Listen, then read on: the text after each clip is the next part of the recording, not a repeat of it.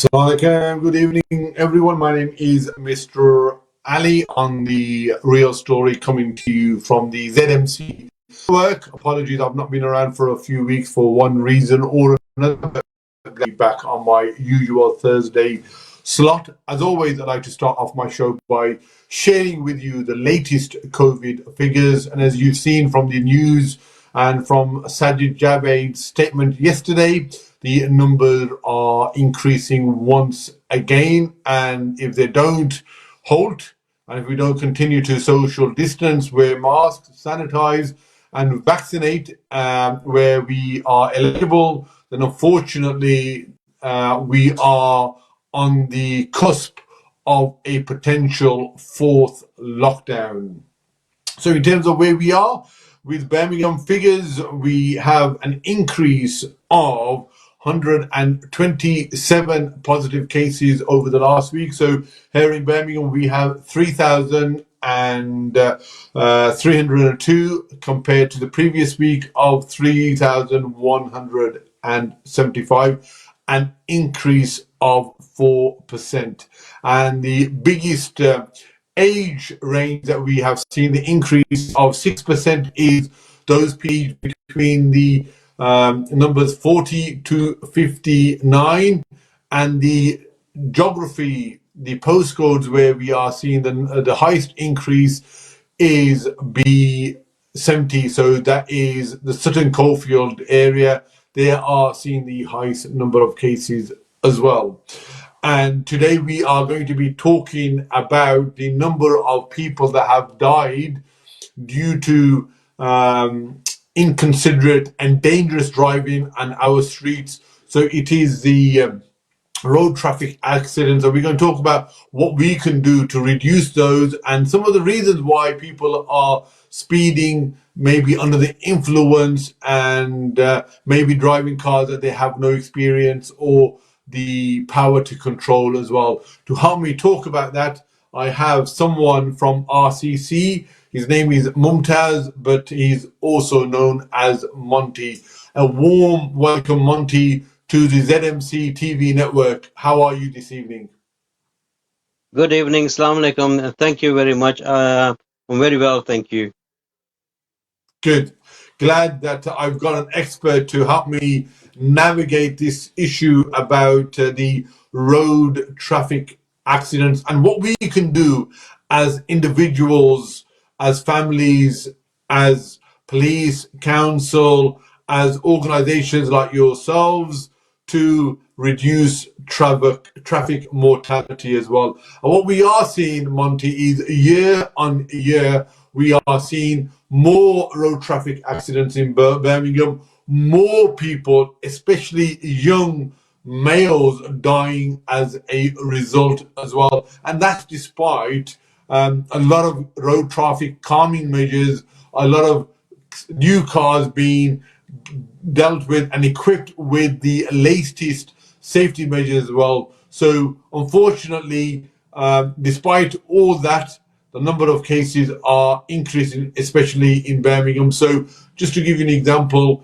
UK has the highest number of deaths within Europe, and Birmingham has the highest number of deaths within the UK, making Birmingham the city with the most deaths as well. So, you know, with your experience and with the work that you've done, maybe you want to give yourself an introduction and talk about what RCC is, and then just give us an overview of where we are when it comes to road traffic accidents.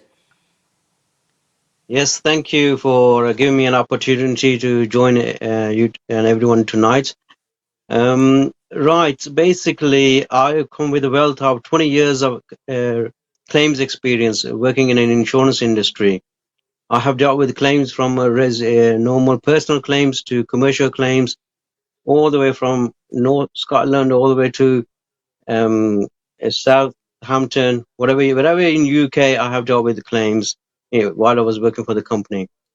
I must say that one of the overall driving factor I had that made me decide to become a consultant and to educate drivers is because the sheer fact of people who did not understand how claims process worked. Hence, they used to ring and say, look, we paid our premium, now you're not helping us. Now, to be honest with you, Ali, that I myself being a driver over 30 years, having dealt with claims over 20 years, I had the passion, and also, more of fact, is the reality of people I have known, people have other family members who have been involved in road traffic accident. Unfortunately, that the biggest cost is the injuries and fatalities. There's no way of compensating that. A damaged vehicle or van can be replaced. Unfortunately, a life or limb cannot be replaced. So hence my research and my knowledge, I've gathered information that nearly 30% of road traffic accidents are caused by young drivers under the age of 25. And when you look at the insurance quotes as well, it's in thousands. It's unbelievable. It's in thousands.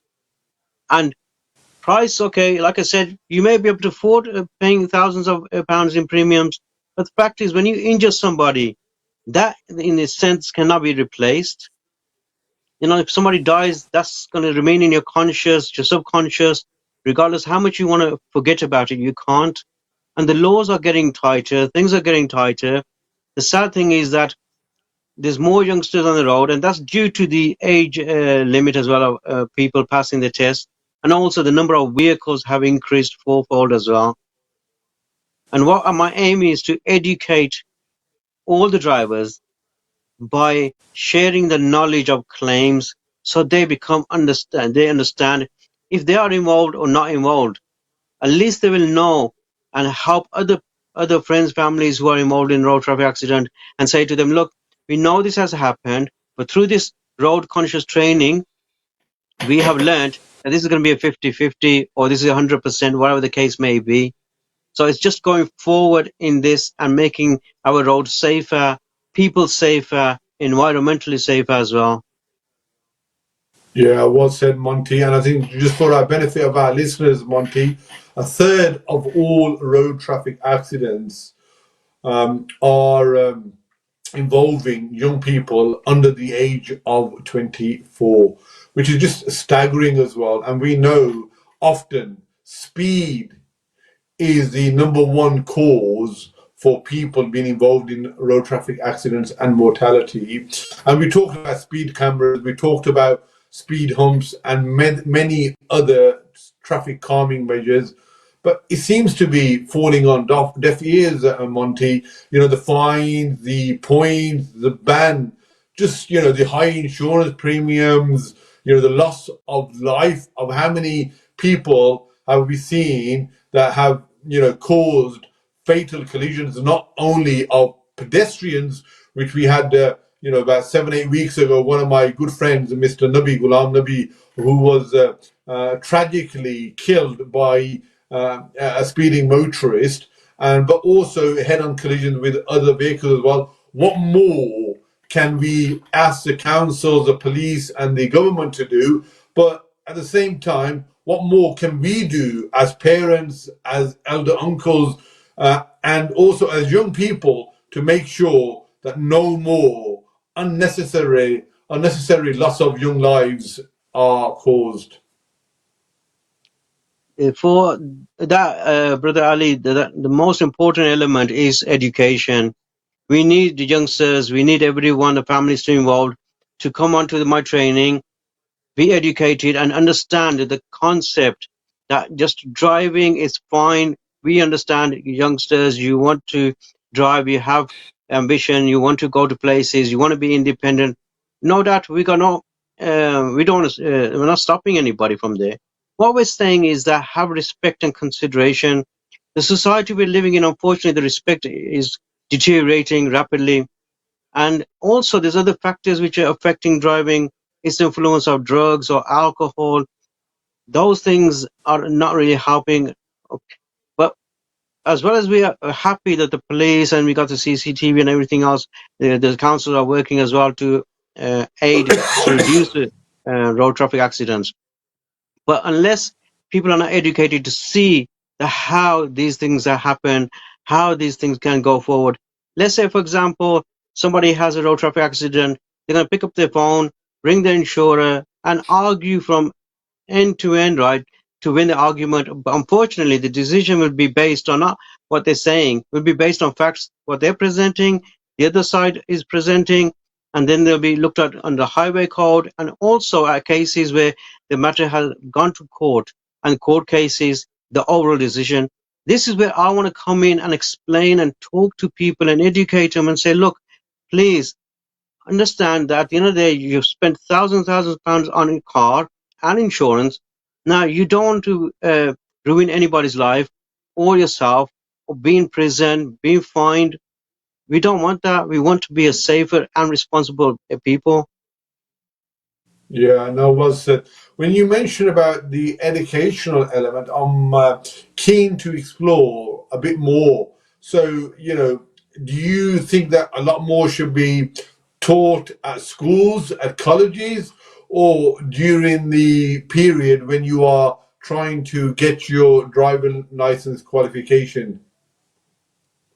But basically what I'm saying is that the way forward is for youngsters who are learning, they still need to have a main test, and then I think 6 months later should have an advanced test as well, just to ensure that they have uh, applied their knowledge and remained safe as well. Secondly, the government needs to do more, the councils need to do more, and that is to be able to deliver education to schools, colleges, and universities. And how they're going to do that is obviously by contacting my company, Road Conscious Training, and we will be able to go to schools, colleges, or universities, be able to deliver this education program. It covers not just about historical fact, it covers the legal implication, it covers a number of factors which easily is missed out. A lot of people don't even know that basically, let's say in the summer where everybody wants to wear sunglasses and they're really happy, and you see those glasses where there's like a glitters, shines. Basically, the reflection is quite disturbing. So what it means that if you're using those type of sunglasses, you could be stopped by the police and be fined, because while Mhm. you're driving, your reflection of the sun from those glasses is actually blurring the vision of the vehicle in front. And also like sometimes when the type of what you're wearing, if ladies are wearing just sandals or high heels, it's also about safety wearing, and be able to be able to be in a vehicle when you got proper shoes or trainers, whatever you're wearing, that they are actually could be used in last minute in emergency brakes. Yeah, I think there's a lot of education, a lot of information that needs to be given to young people at the right time as well. And I feel that during the driving period, when you are learning how to become a qualified licensed driver, there's not much emphasis on the dangers of speeding, the dangers of driving under the influence. All we are doing is giving them the technical knowledge and the practical experience of passing, but not quite the overall awareness of the dangers. And we have all heard, felt, witnessed, loss of life when it comes to road traffic accidents, not only of the perpetrator, the young person that was speeding, who may have injured some of his passengers, and his family are going through that loss, but more importantly, the victim, who no cause or no fault of their own, they have lost their loved one. And unfortunately, it is a sad loss of life on both sides. Both families are mourning, and I think that not enough is being done. Furthermore, I think now with young people who think that they can go behind a metal object, a metal killing machine, which a car is, and can take drugs, be under the influence of drugs. That is the biggest thing now. We know how fast these new cars are, and it only takes 1 or 2 seconds for us to be looking at our phone, for us to be under the influence. So our reactions are much slower and are inhibited, and all of a sudden we're involved in a serious road traffic accident. What would you do for those people that are caught speeding or maybe under the influence or maybe even using the phones whilst they're driving? Yeah, right. Okay. What the element of that is, if I go back to the point of a split second, it only takes within 2 seconds to lose your concentration, which causes the road traffic accident to happen. Plus, we have to be vigilant all the time. And unfortunately, a lot of people, right, when they're driving, they're just like driving like a vision with a narrow tunnel. So if these youngsters are actually involved in these accidents, and I'm trying to educate so they don't get involved in the first place, if they are under the influence of drugs or alcohol, there should be, and I'm really sad to say this, but there should be tougher penalties on them. The parents should be involved, the family members should be involved to be made aware. Look, this is what they're doing. This is how dangerous it is. It could be their own brother, father, anyone could be stepping in the road. Like that friend of yours, unfortunately, he was innocently just going to his work. And when this young man put his foot down without due care, no consideration, and this has happened now for the rest of his life, no matter what, he will never forget that. And it's a trauma itself. It's going to be a serious trauma for him. And we are trying to prevent other people from having this kind of traumas and regrets and losses. We just want to be a peaceful drivers. And I'm sure what the council and other people can do is make arrangements for these youngsters who want to have a fun, create a different place where they can go and like a driving in a safer place at a speed, but with the safety put into place. But these things have to be discussed at a higher level, how we can go forward and how to. All it is just a thrill. It's just a buzz. But this is the buzz which is causing the accidents, the buzz which causes the loss of concentration, and the buzz which causes fatalities and injuries. And then finally, this buzz is what brings the legal action against the individual. Yeah, I think it's worth exploring, Monty, as to some of the causative reasons why young people decide to speed, especially in built up residential areas. And it's not necessarily boys, predominantly it is, but we are seeing more and more girls now that are also driving recklessly and putting their own lives and of others at risk. So, in your opinion, what are the 2 or 3 reasons why young people feel that they can drive at high speeds? Sorry, what was that? I missed that. I said a couple of reasons why young people feel the need to speed in built-up residential areas. Yeah, it's more or less it's a peer pressure, really. I mean, they watch films and then each one is saying, "Oh, I got a powerful car," and the other one saying, "No, my car is more powerful."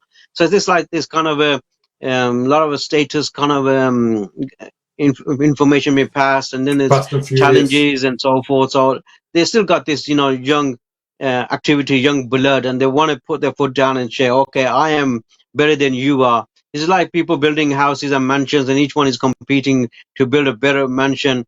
That's how it is with the youngsters. But it's not just the youngsters. I've seen even adults, sadly, Ali, around schools. They come down speeding and thinking that you are somebody's mother, you got children in your car, and yet you're still speeding around the bend outside school. How could you do that? Just people don't understand. I understand why people are pressurized for probably their jobs or their family lives or whatever, but nothing is more precious than injuring somebody or even killing somebody. Well So said, it's Monty. important. And yeah, no, I agree. And I think we all need to take a step back and realize that all a car should be is taking you safely from point A to point B. And unfortunately, peer pressure is one. I think there's also showing off. There are a number of reasons why people speed, and sometimes it is, lack of planning and organization. And they think that by speeding they will get to their destination, whether it's a school run, whether it's work, whatever it may be, maybe an interview, an appointment, get there quicker. And all it needs is for the individual to leave and plan their journey well in advance. And but unfortunately no one is willing to do that, and they are more than happy to take the easy route. So we are sort of coming towards the end of the show now, Monty. I'm just going to allow you, because I know you've done a lot of work and you've championed the cause about reducing road traffic accidents, is just give your final thoughts and summary. And if anyone wishes to take and get involved with this business in terms of sponsorship, whether they want to receive your training, leave your contact details so they can come and assist and be part of that journey. Right. Okay. But basically, what I want to say is that from my 20 years of claims experience and decades of knowing people in the community, my friends, families, relatives, everyone who are professionals, their children, whoever it is, I'm saying is that if you are driving a vehicle, regardless like your age or gender or ethnicity, makes no difference. You're sitting behind a vehicle, which is the most dangerous object that you are driving. So what I'm trying to aim is to educate drivers and say, please, please learn from this training how and why and when these things can happen. And these 2 seconds will change your life from spending a good life going forward, where you could be educating yourself, going to degree, having a good job or a business. 2 seconds of a mistake can lead consequences, and these consequences can be fine, imprisonment, and most importantly, subconsciously, you're responsible for that loss. So my company, Road Conscious Training, or you can contact on Road Conscious Consultancy. The number is 0333 5678 786. That's 0333 5678 786, or the mobile number is 078 919 35356. You can easily do a search on Road Conscious Consultancy in the Google. My details will come up. And importantly, if you look at, there's a video clip, 2 seconds clip. It just says a 2-second glance. Watch the video for 2 minutes and you will see how important it is, why these 2 seconds are mentioned there, and the actual incidents that are happening. So all I'm saying to businesses, friends, families, sponsor my company. I will then be able to deliver this training free to the community and schools and colleges. I will also be able to give a discounted rate to businesses for their employees to be educated as well. I'll be able to do a report for them, give them recommendations, and there's bespoke packages which I can deal with, because there are people who have different needs and different criteria. So therefore, as long as you contact me, we will get together. We will be able to make this place a safer Birmingham, hopefully safer UK, and also that we are protecting our loved ones. We are not going to be guilty how the other family has lost somebody or they're injured, but your own family suffers as well as a result, because our negligence. So please, I'm just saying, for the safety for our future, our children and everyone, contact me. Monty, beautiful summary, beautiful sentiments, and I applaud the work that you are doing. And anything that I or my platforms can do to promote and enhance your mission, then, as you know, the ZMC, the real story, will be with you shoulder to shoulder. On behalf of myself, good luck to you in your future ventures. And for those of you that are listening and watching, please do reach out to RCC and support in any capacity. Thank you for your time today. Until next week, please continue to look after yourselves and each other. God bless. Thank you, Ali. Thank you, and bye. Bye now. Take care.